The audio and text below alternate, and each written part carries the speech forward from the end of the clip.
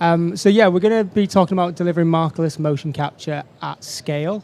At Move.ai, obviously, as you all well know, we do markerless motion capture, but scale means different things to different people, whether that is scale of volume, scale of production complexity, or scale of delivery. So what we want to use this sort of 30 minutes for is to tease out from all of you the sort of complexities and challenges around that in particular.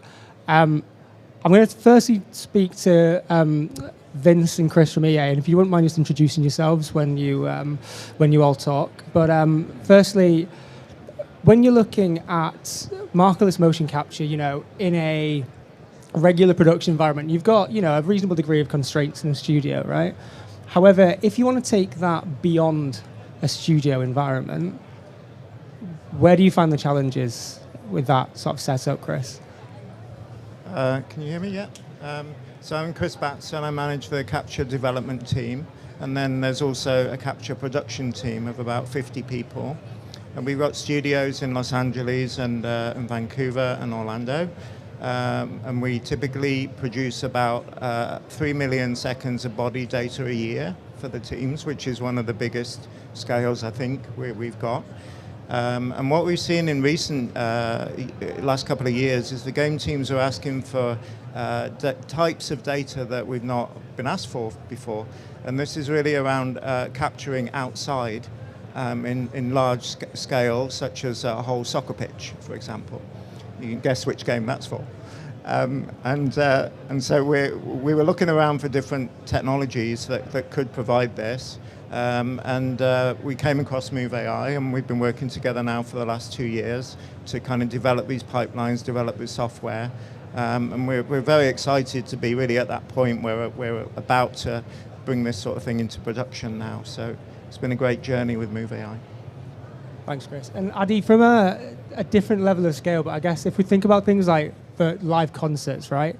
That has both the scale of production and still scale outside of a studio, right? And in terms of from a disguise perspective, how would you approach that in terms of markerlessly mocapping a live stage performance? Yeah, great question. So for us, a big segment of our company is live events. And it just kind of lights up my mind when I think about the possibilities of using Move technology for live events. Motion tracking for performers that are on stage, and to do it consistently across 300 shows around the year, around the stages, that scale. And the way we would do it is most likely with a consistent hardware setup as well as a consistent software setup. Yeah, for sure. And then in terms of quality obviously matters in that live environment as well as post environments. In terms of I guess we'll go for the real-time environment for yourself, and I'll flip to Vince in terms of sort of more post workflows. But in terms of the quality there, what do you require in terms of, for a real-time concert, for instance, what are the thresholds you need to meet in terms of quality to be able to drive that? And then what are the use cases you'd like to drive as well with it? Yeah, I think coming from a traditional mocap world, one thing that's really key is foot contact. So Yep. having the solve be completely grounded to the floor. I don't think fingers are necessary, but having a noiseless data. So one of the things with inertial data is it's super noisy. So eliminating that. And then lastly, the frame rate, right? So I think 30 FPS minimum. 60 would be great, just so it feels live and it feels like it's really happening on stage. That makes a lot of sense. And in terms of, obviously, Vince, your workflows obviously you want real-time previews, but in terms of when you're working with the game development teams, in terms of that quality threshold, what does that look like to you? Yeah, so for me, scale is really all about the quality output. So we've been doing motion capture for ages, and we really have a standard on the quality that we deliver to all the dev teams at EA. So there's always an expectation on what they're going to receive. So when it comes to markerless capture, now there's a whole set of different inputs, and we want to make sure how do we emulate that?